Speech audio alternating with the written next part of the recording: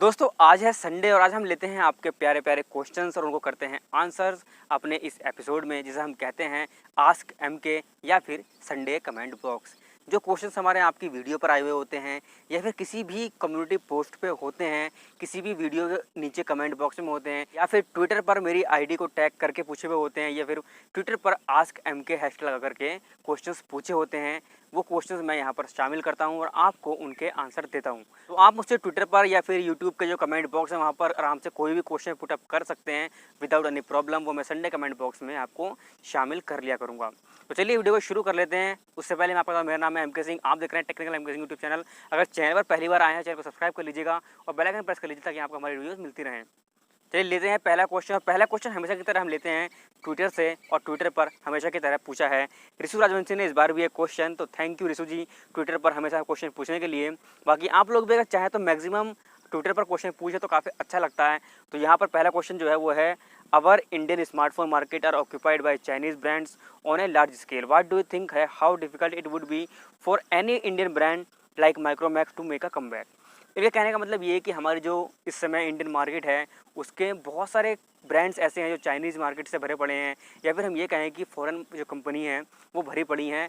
ज़रूरी नहीं कि चाइनीज़ ही हों, अदर कंपनियां जो भी हैं वो भी सब इंडियन नहीं हैं, सब नॉन चाइनीज़ भले ही हैं लेकिन वो भी इंडियन नहीं है। कोई कोरिया की है, कोई अमेरिका की है। तो ऐसे कंडीशन में माइक्रोमैक्स जैसी इंडियन कंपनी को कैसे सर्वाइव किया जा सकता है इंडिया के अंदर। तो ये बहुत ही इंटरेस्टिंग उन्होंने क्वेश्चन पूछा और आज की कंडीशन के हिसाब से क्वेश्चन पूछा हुआ है। तो मैं यही कहना चाहूँगा कि जब इंडिया में रेडमी और ये रियलमी वगैरह कोई ब्रांड्स नहीं होती थी तब भी माइक्रोमैक्स अपने फ़ोन्स को बेचा करता था। कैसे? ये उसे उस time value for money provide करता था जनता को, और जनता को लगता था कि और जो मोबाइल्स हमें महंगा बेच रहे हैं ये थोड़ा सस्ता बेच रहे हैं और स्पेसिफिकेशंस काफ़ी अच्छी बेच रहे हैं। लेकिन उनका जो स्ट्रेटजी थी वो अलग थी, गलत थी, क्योंकि वो बाहर से चाइना से कोई सा भी मोबाइल लेकर के आते थे, उस पर अपना मोहर लगा करके तब लाके इंडिया में बेचते थे। तो वहाँ पे अब ये शाओमी और रियलमी आई तो इन्होंने इंडिया में ही अपने जो मोबाइल्स हैं वो बनाने शुरू किए, पार्ट्स बाहर से मंगाने शुरू किए मेक इन इंडिया के प्रोडक्ट के तहत। तो यहाँ पर टैक्स वगैरह थोड़ा कम लगा और इनके फ़ोन्स कम कॉस्ट में बनने लगे। तो यहाँ पर ये थोड़ा और कम में देने लगे और best value for money provide करने लगे। तो माइक्रोमैक्स दौड़ से बाहर हो गया। लेकिन अगर माइक्रोमैक्स यही करता है, अपना प्लांट यहाँ पे लगाता है, असेंबल करता है, बाहर से सारे सामान मंगाता है और वो इनसे कम प्राइस में अच्छे स्पेसिफिकेशन देगा तो जनता ज़रूर खरीदेगी। हालांकि उन्हें वापस आने में थोड़ा बहुत टाइम ज़रूर लगेगा, लेकिन हाँ अगर अच्छे स्पेक्स देंगे, कम प्राइस में देंगे तो जनता उन्हें कभी भी मना नहीं करेगी, फ़ोन्स को खरीद लेगी और ख़ास करके इंडियन ब्रांड्स के नाम पर ज़रूर खरीद लेगी, क्योंकि इंडिया की जनता बहुत भोली है। उम्मीद है कि आपको इसका आंसर मिल गया होगा। अब लेते हैं सेकंड क्वेश्चन। ये पूछा है हमारा बीटेक शर्मा जी ने। ये पूछते हैं कि आस्क मी, मतलब ये आस्क एम के लिखना चाह रहे थे, कोलैबोरेशन कैसे और कब करना चाहिए।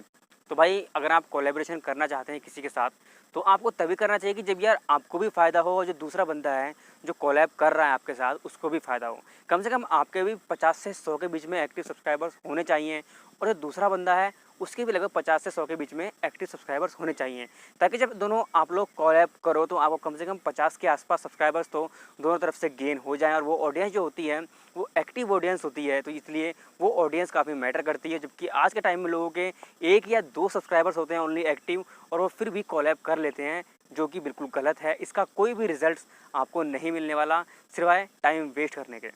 अगला क्वेश्चन पूछा है यहाँ पर दीपक धाकड़ जी ने। ये पूछते हैं हमारे हरिद्वार टू यमुनोत्री वाली वीडियो पर, जो यमुनोत्री यात्रा है, चारधाम यात्रा, उसमें उन्होंने पूछा है कि भाई भीड़ कब कम रहती है, होटल का किराया कम से कम और खाना। तो दीपक जी पिछली बार हम गए थे लास्ट ईयर, तो हम मिड जून में गए थे और वो जून का टाइम ऐसा होता है कि वो एक तरह से हम ये कह सकते हैं कि पीक सीज़न होता है। मई और जून की जो स्टार्टिंग होती है मिड जून तक एक पीक सीज़न के तौर पे चारधाम यात्रा को देखा जाता है। और वहाँ पर इतनी ज़्यादा भीड़ होती है, बहुत ज़्यादा कमरे वगैरह भी ढंग से मिल नहीं पाते हैं, जो मिलते हैं वो बहुत कॉस्टली मिलते हैं। लगभग 3-4 हज़ार से नीचे आपको एक पर्सन के लिए रूम नहीं मिलेगा।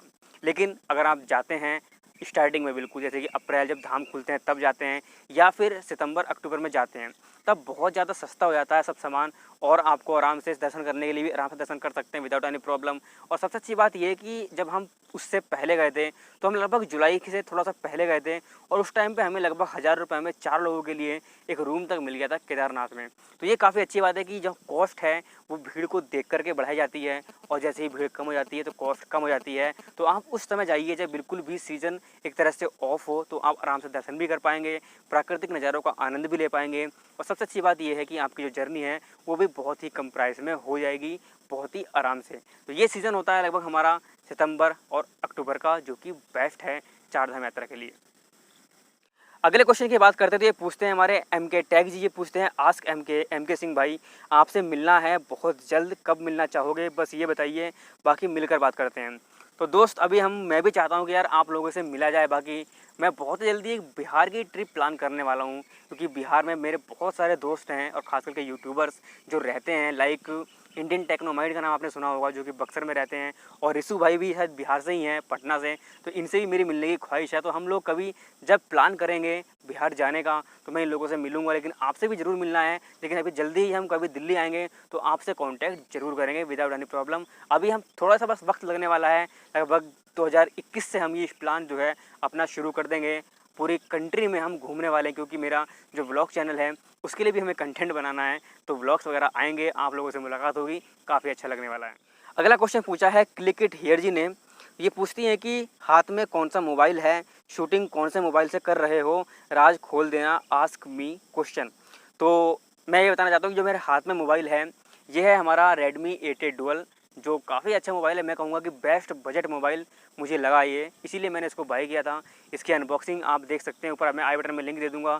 इसकी जो कैमरा रिव्यू है वो भी मैं बना चुका हूँ, जिस पर आप लोगों ने बहुत प्यार दिया है। लगभग 1100 या 1200 के आसपास पे व्यूज़ हैं और अभी भी कंटिन्यू आते रहते हैं। वो भी आपको ऊपर आई बटन में लिंक मिल जाएगा, वहाँ से चेक कर सकते हैं विदाउट एनी प्रॉब्लम। क्योंकि जो मैं शूटिंग करता हूँ वो Redmi Y2 से करता हूँ, जो कि आप देख सकते हैं काफ़ी अच्छी क्वालिटी की जो वीडियो हैं बन पाती हैं Redmi Y2 के कैमरे से, जो कि अपने टाइम में बहुत ही अच्छा मोबाइल था। जब मैंने 2-2.5 साल पहले इसको बाय किया था, अभी तक मैं इससे निराश नहीं हुआ हूँ, काफ़ी अच्छा ये परफॉर्म कर रहा है।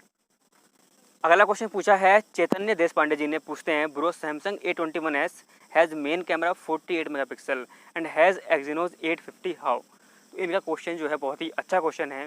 A21s में आपको 48 मेगापिक्सल का मेन कैमरा मिलता है, लेकिन जो एक्जीनोस 850 है वो 22 मेगापिक्सल ही सिंगल कैमरा सपोर्ट करता है। तो ये बड़ा ही इंटरेस्टिंग क्वेश्चन हो जाता है कि जब एक्जीनोस 850 प्रोसेसर हमारा 22 मेगापिक्सल सपोर्ट करता है, तो वो 48 मेगापिक्सल को कैसे सपोर्ट कर रहा है। अब यहाँ पर बात आ जाती है कि 48 मेगापिक्सल के पीछे राज क्या है। सेंसर 48 मेगापिक्सल का है, लेकिन उसमें पिक्सल बिनिंग यूज़ हो रही है 4:1 की। तो यहाँ पर 4 पिक्सल्स को मिलाकर के 1 पिक्सल बनाया जा रहा है।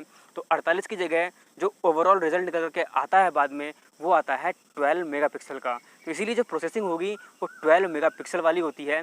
इसीलिए ये पॉसिबल हो पा रहा है कि एक्जीनोस 850 में भी आपको 48 मेगापिक्सल का जो सपोर्ट है वो देखने के लिए मिल रहा है। तो उम्मीद है दोस्तों कि आपको भी समझ में आ गया होगा। चैतन्य जी, आपके भी माइंड में ये बात फंस गई होगी कि 21S में आपको 48 मेगापिक्सल कैसे मिल रहा है।